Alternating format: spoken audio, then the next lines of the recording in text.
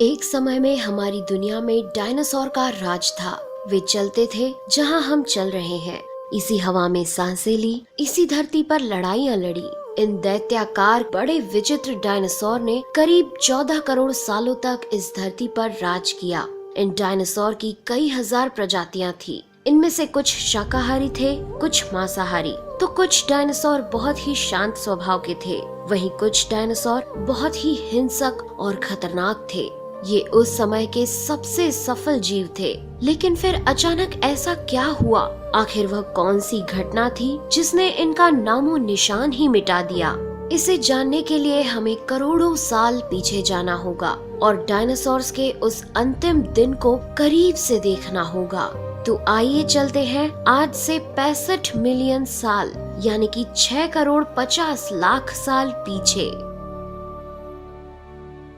आज से करीब 6.5 करोड़ साल पहले धरती पर मौसम सामान्य था।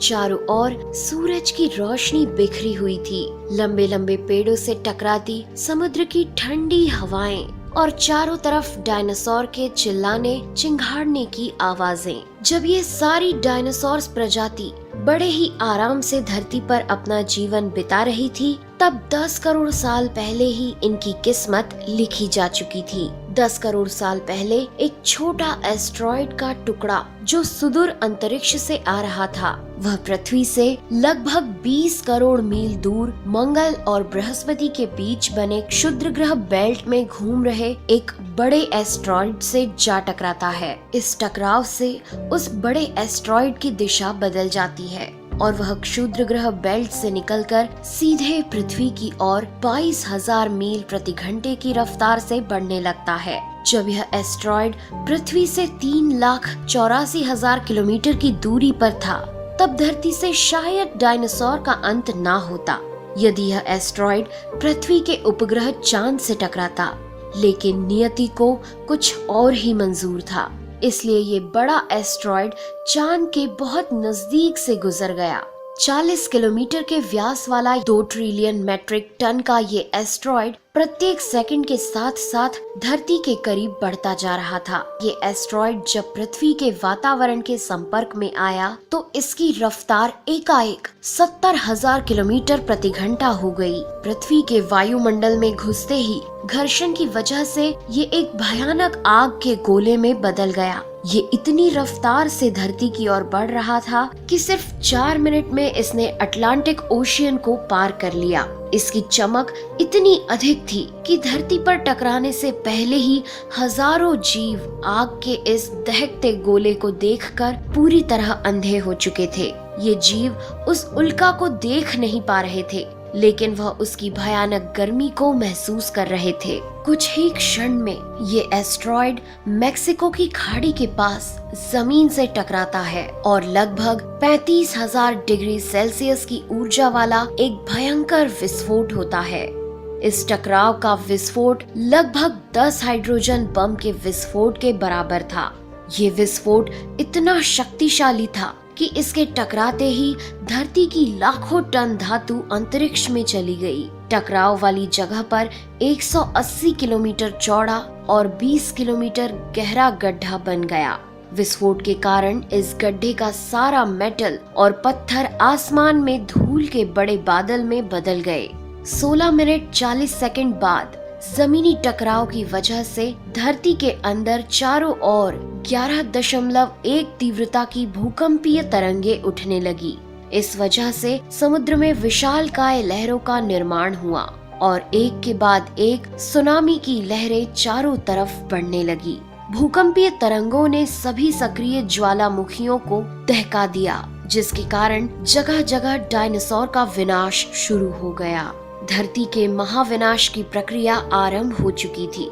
इस भयानक विस्फोट में रेडिएशन की मात्रा इतनी बढ़ गई कि इसके 800 किलोमीटर के दायरे में आने वाले सभी जीव जलकर पूरी तरह राख के ढेर में बदल गए थे। इस महाविनाश में उड़ने वाले डायनासोर इन जमीनी खतरों से तो बच निकले, लेकिन ये तो महाप्रलय की बस शुरुआत मात्र थी। विस्फोट की वजह से जो लाखों टन मेटल, पत्थर और धूल अंतरिक्ष में गया था, वह ग्रेविटेशनल पुल के कारण ठीक 40 मिनट बाद आग के गोले के रूप में पूरी धरती पर बरसने लगे। साथ ही धूल का एक बहुत बड़ा तूफान 6000 किलोमीटर प्रति घंटे की रफ्तार से पृथ्वी के दूसरी तरफ मौत लेकर आ रहा था। ये धूल के बादल कई किलोमीटर मोटे थे, जिसकी वजह से धरती पर सूरज की रोशनी का पहुंच पाना असंभव हो गया। गर्म हवाओं का तापमान 100 डिग्री सेल्सियस से ज्यादा हो जाने के कारण धरती पर पेड़ पौधों की लगभग सारी आबादी जलकर खाक हो गई थी। विस्फोट के 90 मिनट बाद धरती का तापमान 200 डिग्री सेल्सियस तक बढ़ गया। इसकी वजह से जो डायनासोर विस्फोट के इलाके से कोसों मील दूर थे, वे भी इस गर्मी से बच नहीं पाए। इस महाप्रलय से धरती की कुल 90% प्रजाति पूरी तरह खत्म हो गई थी और जो 10% जीव धरती पर बच गए थे, उनमें से भी सिर्फ वही जीव जिंदा रह सके जिनका वजन 30 किलोग्राम से कम था। इसका कारण ये था कि इस महाप्रलय में लाखों की संख्या में जीव मारे जा चुके थे और पेड़ पौधों की सारी आबादी भी जलकर राख हो चुकी थी, जिसके चलते यहाँ जो बड़े और विशालकाय जीव जीवित बच गए थे, उन्हें भरपूर मात्रा में खाना पीना ना मिल सका। लेकिन ये महाप्रलय किसी अन्य जीव के लिए फायदेमंद साबित होने वाला था। डायनासोर्स का अंत एक नई प्रजाति के लिए सुनहरा अवसर लेकर आया। ये प्रजाति थी मैमल्स की। मैमल्स यानी स्तनधारी जीव। इन्होंने खुद को इस महाविनाश से बचा लिया था। अत्यंत गर्मी से बचने के लिए ये जमीन के अंदर रहने लगे थे और जिंदा रहने के लिए इन्होंने सब कुछ खाना शुरू कर दिया।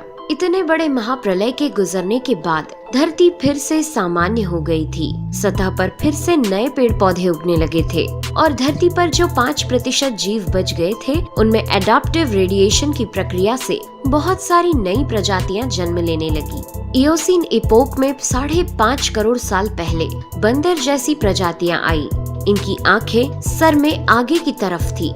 इसी काल में प्राइमेट्स के सर के अंदर एक महत्वपूर्ण इवोल्यूशन हुआ। इनकी स्पाइनल कॉर्ड को मस्तिष्क से जोड़ने वाला छेद, जिसे फोरमेन मैग्नम कहते हैं, वह स्कल के पिछले हिस्से के बेस से सेंटर की तरफ शिफ्ट होने लगा। यानी कि अब जो प्रजाति आई, वह सीधे खड़े होकर चलने में सक्षम थी। आज से 4.7 करोड़ साल पहले धरती के वातावरण में लगातार बदलाव होने शुरू हुए। धरती के टेक्टोनिक प्लेट्स में हलचल हुई, जो धरती के 2 बड़े महाद्वीपों को एक दूसरे के पास ले गई। ये वही भूभाग है जहां आज हम भारतीय रहते हैं। ये है इंडिया, जो एशिया महाद्वीप की ओर तेजी से बढ़ रहा था। इन दोनों महाद्वीप के आपस में टकराने की वजह से हिमालय जैसी पर्वतमालाएं खड़ी होने लगी। यह वही पर्वतमाला है जिसे आज हम जानते हैं दुनिया की सबसे ऊंची चोटी माउंट एवरेस्ट के नाम से।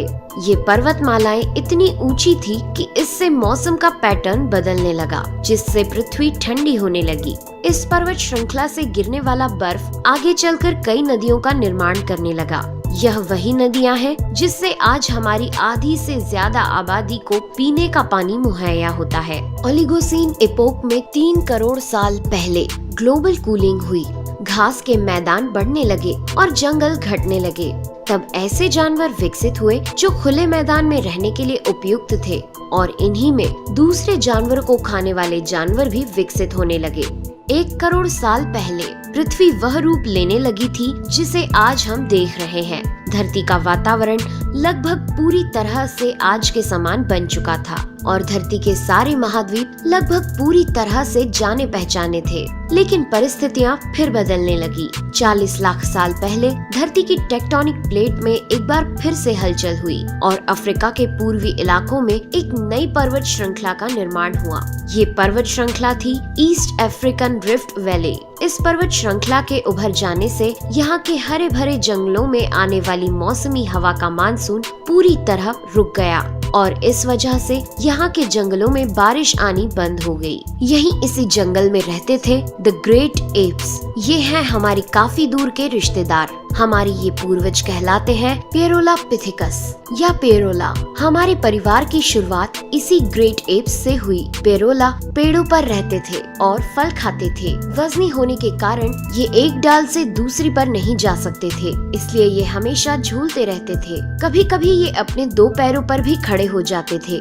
ये चल सकते थे। आम धारणा के उलट सीधे चलने की क्षमता जमीन पर नहीं बल्कि टहनियों पर विकसित हुई। बाइपेडलिज्म यानी 2 पैरों पर चलना इंसानों की नहीं बल्कि एप्स की खोज थी। आगे चलकर ये ग्रेट एप्स जलवायु और जगह के अनुसार बदल गए। कुछ चिंपैंजी और गोरिल्ला में विकसित हुए, कुछ इंसानों में विकसित होने शुरू हुए। वो पूरे अफ्रीका में फैले हुए थे। बारिश के बंद हो जाने से यहाँ के जंगल सूख गए, जिसका सबसे ज्यादा असर इन एप्स पर पड़ा।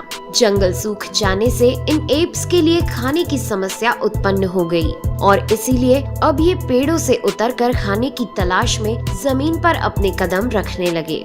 ये है एडिपिथिकस रेमिडस। ये हैं हमारे पूर्वज जिन्होंने जमीन पर मानव इतिहास का पहला कदम रखा और आज इन्हीं के कारण हमने चांद पर अपना पहला कदम रखा। इनका दिमाग एक संतरे जितना बड़ा था और इनकी लंबाई 4 फीट तक थी। ये हमारे वंश के सबसे पहले सीधे चलने वाले जीव थे। कई हजार सालों के विकास क्रम के बाद ये 2 पैरों पर चलने लगे। इससे ऊर्जा कम खर्च होती थी और ये चलते चलते भी खा सकते थे।